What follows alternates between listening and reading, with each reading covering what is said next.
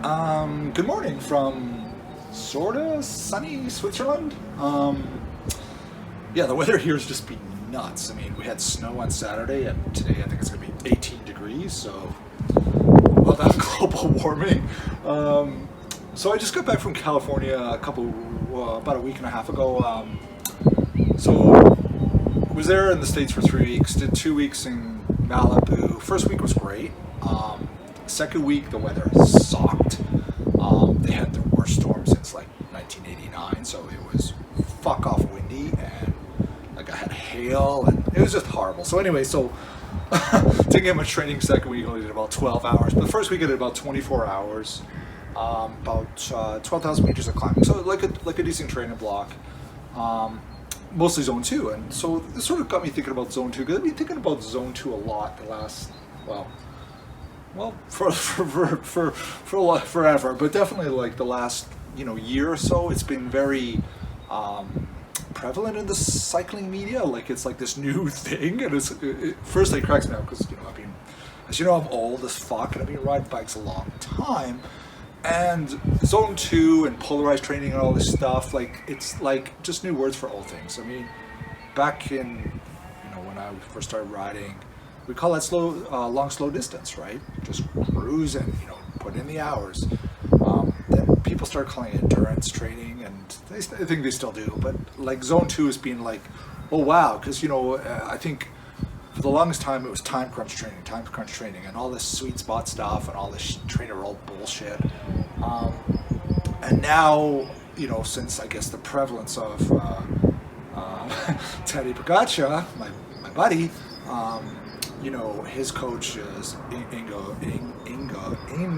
San Milan, who again has been around since fuck all forever, but he's the sort of face of zone two. And so the problem with zone two I guess I should also mention the whole Seiler thing with polarized training and all that, and 80-20 and all this bullshit, because it's fucking wrong. It's not 80-20. It's not 80-20. It's 80% of your sessions should be zone two or polarized or whatever, and 20% of your sessions are high intensity. Well, on a 5-day week, that's 1 day of intensity and 4 days of easy training. But on a fucking intensity distribution, it's like 95% zone two and about 5% intensity. So people get that fucking wrong. And so, it's hilarious, like how, this 80-20 thing becomes just sort of part of the lexicon, and it's fucking wrong. It's not what Seiler said. He talked about sessions.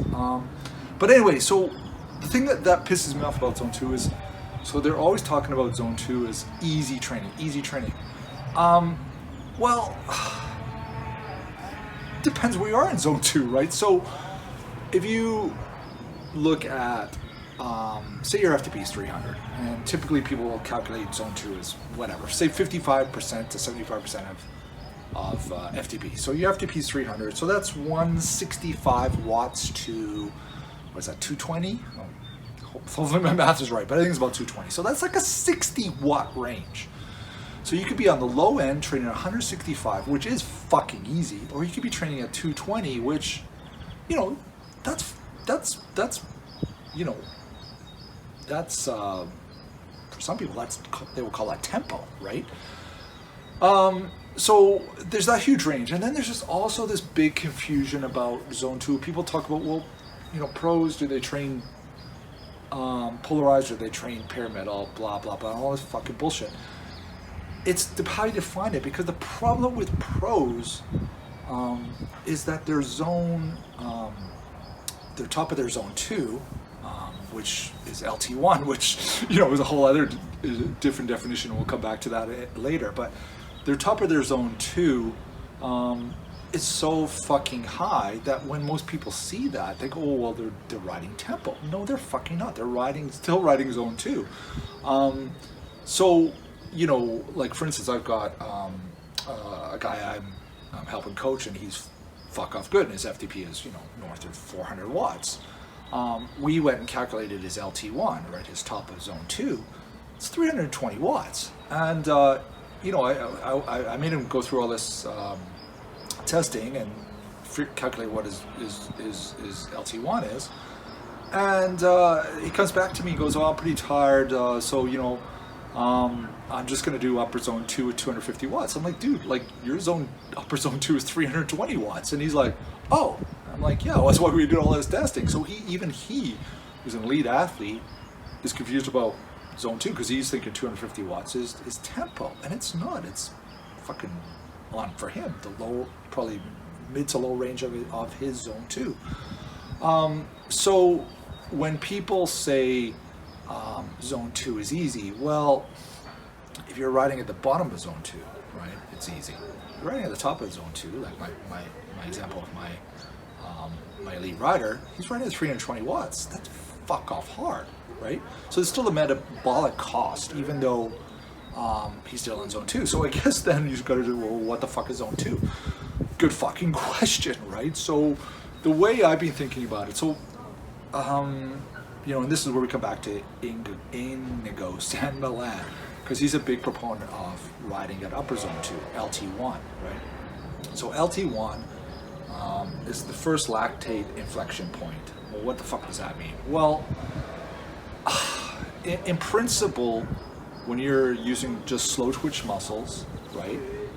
In principle, that's completely fueled by fat, right? So oxidation, so breathing, right? Not carbohydrates, right? Not anaerobic. Now, that is strictly in a theoretical sense because you're always slightly anaerobic. You use all your muscles in your body. You don't just, oh, well, I'm just going to use slow twitch and not use anything else. Your body doesn't work that way. There's no these clear delineations. There's always a continuum, a range. So anyway, like, you know, when we go back to what LT1 is, it's that first lactate point where, say you're sitting on the couch, your body still has lactate, still producing lactate, right? Like I said, you're not ever completely aerobic and you're not ever, you know, without using some anaerobic. So you have lactate flowing through your body, but it's low, right? I call it, you know, sitting on the couch level, right? So what they're looking for at LT1 is they're looking for that point just before you start increasing lactate in a real way, right? So where you really start to recruit your fast twitch muscles, right? Because that's by definition, when you transition from slow twitch muscles to starting to use fast twitch muscles, fast twitch muscles are anaerobic, so they produce lactate, and that's when your lactate levels will start to rise.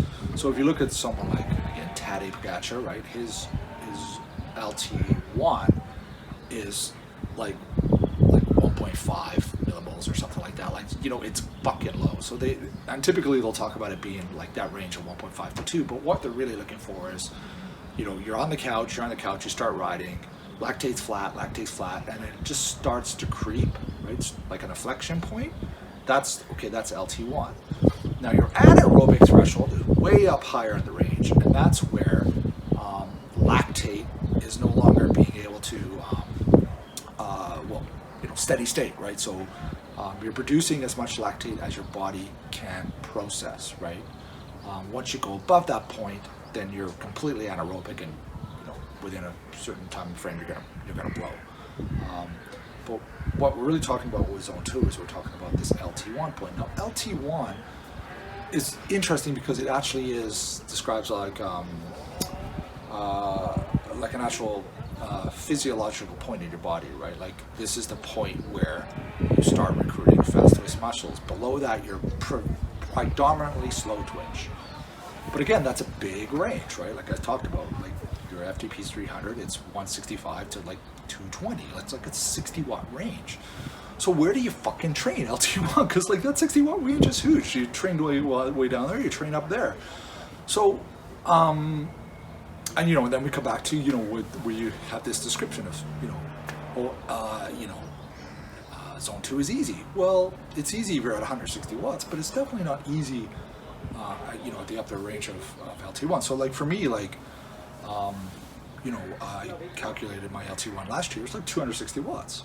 For me to do like 4 hours of 260 watts, like, that's fuck off hard, but I can do 200 watts of 4 hours like every fucking day, right? So where do you train? Where do you fucking train? So So, you know,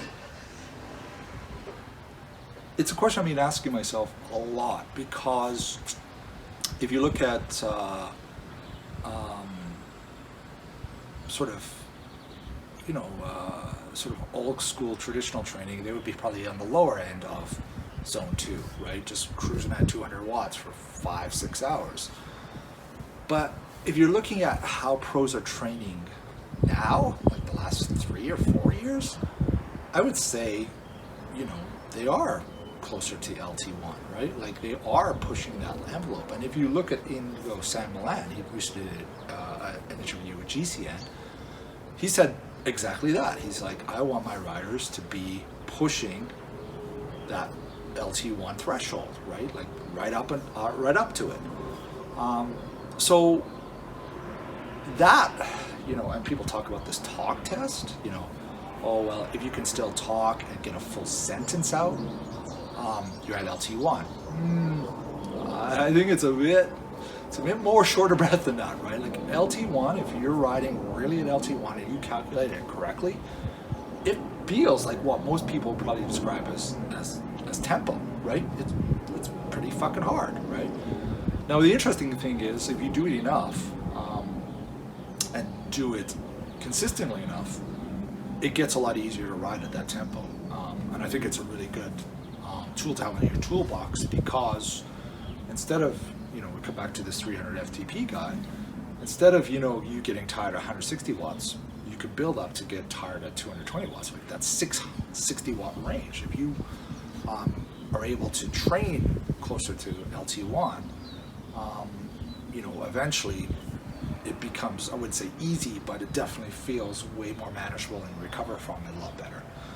So why is this important? Why is this fucking important? It's a good fucking question. Well, so the underlying principle of all of this stuff is, if you train above your LT1 chronically, so, consistently, this example of this guy whose upper boundary is 220 watts, say he continually trains at 240 watts.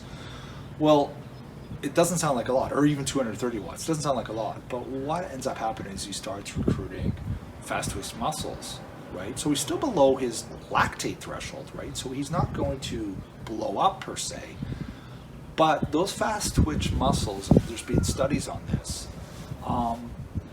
they fatigue a lot more, I don't want to say quickly, but definitely the recovery period is a lot longer. So, and you can see this if you go to the gym and you go lift heavy weights, you're sore for a couple days, but you can go out and do an easy training ride in zone 2 and, you're not sore at all the next day, right? So the principle is, if you consistently training above LT1, eventually you'll become overtrained, right? You just can't sustain it. But if you are training in zone 2, the principle is you're continually able to, over time, over a long time, improve, right? There's theoretically, and this within reason, but theoretically there's no upper boundary to your development of your mitochondria and your mitochondrial density. You can continue to work on that, and you see that definitely in pros. I mean, what pros, at the elite level, world tour level, their VO2 max isn't going to vary much from by the time they're 22 to the time they're 32. Probably will even go down. But what does happen is their ability to ride at a very high power and not get fatigued, be able to access their VO2, like after 160 kilometers or 3,000 kilojoules is sort of the gold standard for pro riders. Once they, the biggest difference between like a neo pro and an established pro is not their VO2, not their power profile, not their power curve. That doesn't change that much, except what changes is their ability to access it when fatigued, right? So their ability, like a neo pro, after 100K, he's going to be tired, and he won't be able to hit threshold. And so what pros work on pretty much the whole career is they're building of that, that mitochondria function so that they can work at a pretty high power, but still be predominantly slow twitch and sparing carbohydrates. So they're burning fat. They're able to do that at high wattages. The gold standard for pros is about 4.1 watts per kilo is their LT1, right? So a guy like Pogacar, it's going to be north of 300 watts. And that's 300 watts. He can just cruise that all fucking day. A guy like Van Aert and, Matthew Van Der Poel, it's going to be closer to 340. It's incredible that they, think of you riding around at 200 watts. Well, it's metabolically not equivalent, but physiologically it's equivalent, right? Their feeling and their sustainability and their energy curves are going to be pretty much similar. I mean, obviously they're still going to consume a lot of calories or burn a lot of calories, but it's still predominantly fat, right? So, but you're doing it at 200 watts and they're doing it at 340 watts. Fuck off, right? So, yeah. So the whole point of this zone 2 and the importance of knowing where you fall in that zone 2 is you should be doing most of your training in zone 2. But I think you should probably, and particularly your time crunched, you should be doing most of it close to LT1. And I've been thinking about this a lot because, some coaches, there is like, as long as you're in zone 2, you're building mitochondria. But, back to Saint Milan, this guy has been studying this stuff for literally 30 years. And he's come to the conclusion, you got to be at LT1, right, close to LT1. That's where you maximize your aerobic development. Yeah, that's a great question too. I like to push it to the top, right? I like to ride in the 8,000 RPM versus the 5,000 RPM, right? And at least intuitively it makes sense. I haven't been able to see any studies on this, but I do think that the guy who has been, a cancer researcher guy, the guy who's, trained multiple Tour de France champions and a lot of dopers, I think this guy probably, when he says that, he's speaking with authority, right? He knows what he's talking about. So I think it's really, if you're time crunched, and even if you're not, you should be doing a significant portion of your aerobic work at LT1. I think that's where you get the most bang for your buck.